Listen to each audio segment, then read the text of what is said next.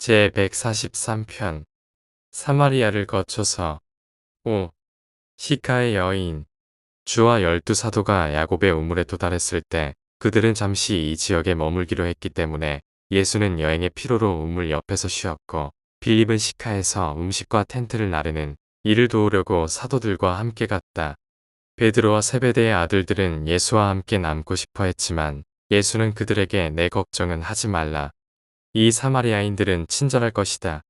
오직 우리 형제들인 유대인들만이 우리에게 해를 끼치려 할 것이다 라고 말하며 그들이 형제들과 함께 가기를 요청했다. 그리고 여름 저녁 6시가 가까워질 무렵 예수는 사도들이 돌아올 때까지 우물 옆에 앉아 기다렸다. 야곱의 우물물은 시카의 우물물보다 광물이 적어서 마시는 물로 가치가 높았다. 예수는 목이 말랐지만 우물에서 물을 얻을 방법이 없었다. 그러던 중 시카의 한 여인이 물 항아리를 들고 우물에서 물을 기르려 준비하자 예수는 그녀에게 내게 물을 주겠느냐 꼭 말했다. 이 사마리아 여인은 모습과 옷차림으로 예수가 유대인인 줄 알았고 말씨로 보아 갈릴리 유대인이라 짐작했다. 그 여자의 이름은 날다였고 아름다운 여인이었다. 그 여자는 유대 사람이 우물가에서 자기에게 말을 걸어 물을 달라고 하는 것을 보고 크게 놀랐다. 그 당시에는 자존심이 강한 남자가 공공장소에서 여자에게 말을 거는 것은 적절치 못한 일이었고 유대인이 사마리아 사람과 대화를 나누는 것은 말할 것도 없었다. 그래서 날다는 예수에게 물었다. 당신은 유대인인데 어찌 사마리아 여자인 나에게 물을 달라고 하십니까? 예수는 대답했다. 나는 정말로 물을 달라고 했지만 만약 내가 이해할 수만 있다면 너는 나에게 생명의 물을 달라고 청할 것이다. 그러자 날다가 말했다. 그러나 선생님, 당신은 물을 기를 도구가 없고 우물은 깊습니다. 그렇다면 이 생명의 물을 어디서 얻을 수 있나요? 당신은 우리 조상 야곱보다 더 위대하신가요? 그가 우리에게 이 우물을 주셨고 그와 아들들, 가축들도 이 물을 마셨습니다. 예수는 대답했다. 이 물을 마시는 자는 다시 목이 마르겠지만 살아있는 영의 물을 마시는 자는 결코 목마르지 않을 것이다. 그리고 이 살아있는 물은 그 안에서 샘물이 되어 영생에 이르기까지 솟아날 것이다. 날다가 말하였다. 이 물을 주셔서 내가 더 이상 목마르지 않게 하시고 이곳에 와서 물을 길러오지 않게 하소서. 게다가 사마리아 여인이 이렇게 훌륭한 유대인에게서 받을 수 있는 것은 기쁨이 될 것입니다. 날다는 예수가 자신과 대화하려는 의도를 어떻게 받아들여야 할지 몰랐다. 그 여자는 주의 얼굴에서 올바르고 거룩한 사람의 빛을 보았지만 친절을 흔히 있는 친숙함으로 착각했고 예수의 비유를 자기에게 접근하려는 의도로 잘못 해석했다. 품행이 단정치 않은 여인이었던 그 여자는 드러내놓고 예수를 유혹하려 했는데 그때 그녀의 눈을 똑바로 보면서 예수는 명령하는 목소리로 말했다. 여자여, 가서 내 남편을 데리고 오라. 이 명령에 날다는 정신을 차렸다. 주의 친절함을 그릇 판단했음을 깨달았다. 자기가 그의 말투를 오해한 것을 알아차렸다. 그녀는 두려웠다. 자신이 특별한 사람 앞에 서 있다는 것을 깨닫기 시작했고 적절한 대답을 찾으려 했으며 큰 혼란 속에서 말했다. 그러나 선생님, 저는 남편이 없어서 남편을 부를 수 없습니다. 그러자 예수는 말했다. 내가 진실을 말하였다. 내가 한때는 남편이 있었을지라도 지금 함께 살고 있는 사람은 내 남편이 아니다. 내 말을 가지고 장난치지 말고 오늘 내가 너에게 주는 살아있는 물을 구하라. 이때 날다는 정신을 차렸고 그녀의 좋은 자아가 깨어났다. 그녀는 전적으로 의도해서 부도덕해진 것이 아니었다. 남편에게 모질게 또 부당하게 버림받고 막다른 골목에서 한 그리스인과 결혼 없이 살기로 동의했지만 여전히 결혼은 하지 않았다. 날다는 이제 예수에게 무심코 말한 것에 크게 부끄러움을 느꼈고 깊이 뉘우치는 마음으로 주께 말했다. 네 주여, 제가 이렇게 말한 것을 후회합니다. 당신은 거룩한 분이시거나 선지자이신 것을 깨닫습니다. 주께 직접 개인적으로 도움을 구하려고 할 때 그 여자는 허다한 사람이 그전에도 그 후에도 한 것과 같이 행하였다. 구원의 문제를 피하고 신학과 철학 토론의 주의를 돌렸다. 그녀는 재빨리 자신의 필요로부터 신학 논쟁으로 전환시켰다. 게리짐산을 가리키면서 말을 이었다. 우리의 조상은 이 산에서 예배하였는데 그런데 당신들은 예루살렘에서 예배해야 한다고 말합니다. 그렇다면 하나님을 예배하는 올바른 장소는 어디인가요? 예수는 그 여자의 혼이 창조주와의 직접적인 깊은 만남을 피하려는 시도를 알아차렸지만 그녀의 혼 안에 더 나은 삶의 길을 알려는 소망이 있음을 보았다. 결국 날다의 마음속에 생명의 물에 대한 갈증이 있었다. 그래서 그는 인내심을 갖고 말했다. 여자여, 내게 말하노니 너희가 이 산도 예루살렘도 아닌 곳에서 아버지를 예배할 날이 올 것이다. 너희는 지금 많은 이방 신들과 이방 철학들의 종교가 섞인 알지 못하는 것을 예배하고 있다.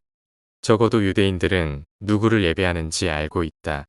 그들은 예배를 한 분의 하나님, 야훼에 집중시켜 모든 혼란을 제거했다. 그러나 너는 진정하게 예배하는 사람이 모두 영으로 진실로 아버지를 예배할 때 심지어 지금도 올 것이라고 하는 내 말을 믿어야 한다.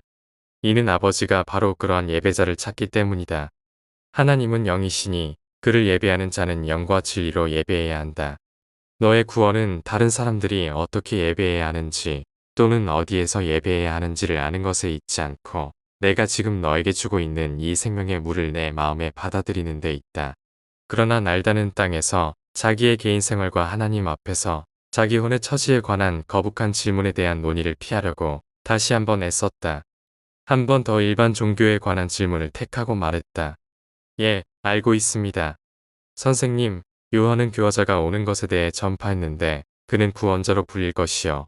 그가 오실 때 우리에게 모든 것을 선포하실 것을 나는 알고 있습니다. 예수는 날다의 말을 막으며 놀라운 확신으로 말했다. 너희에게 말한 그가 나이다. 이것은 예수가 땅에서 자신이 신성한 본성을 지닌 아들 신부님을 처음으로 바로 분명히 감추지 않고 선언한 것이었다.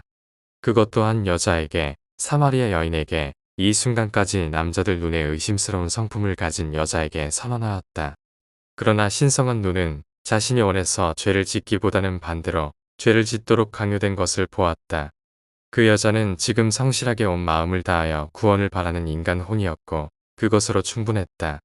날다가 더 보람있고 고귀한 생활 방법을 찾으려는 진정한 개인적 소망을 막 말하려 했을 때 마음속에 진정한 소망을 말할 준비가 되었을 때 12사도가 시카에서 돌아왔고 예수가 이 여자와 함께 이 사마리아 여자와 그것도 두 사람만 아주 친밀하게 이야기하는 장면에 들이닥쳤을 때 그들은 덜 나위 없이 놀랐다. 그들은 재빨리 물품을 놓아두고 옆으로 비켰고 아무도 감히 비난하는 말을 하지 않았으며 한편 예수는 날다에게 말했다. 여자여, 내 길을 가라. 하나님이 너를 용서하셨다. 이제부터 너는 새로운 삶을 살게 될 것이다. 생명의 물을 받았으니 새로운 기쁨이 내 혼 속에서 솟아나겠고 너는 최고자의 딸이 될 것이다. 그 여자는 사도들이 비난할 것을 눈치채고 물동이를 남겨두고 성으로 달아났다. 도시로 들어가면서 만난 모든 사람에게 외쳤다. 야곱의 우물로 가세요. 빨리 가세요. 왜냐하면 거기서 내가 살아왔던 모든 것을 말해준 사람을 여러분이 보게 될 것입니다. 이 사람이 교화자가 될 수 있을까요?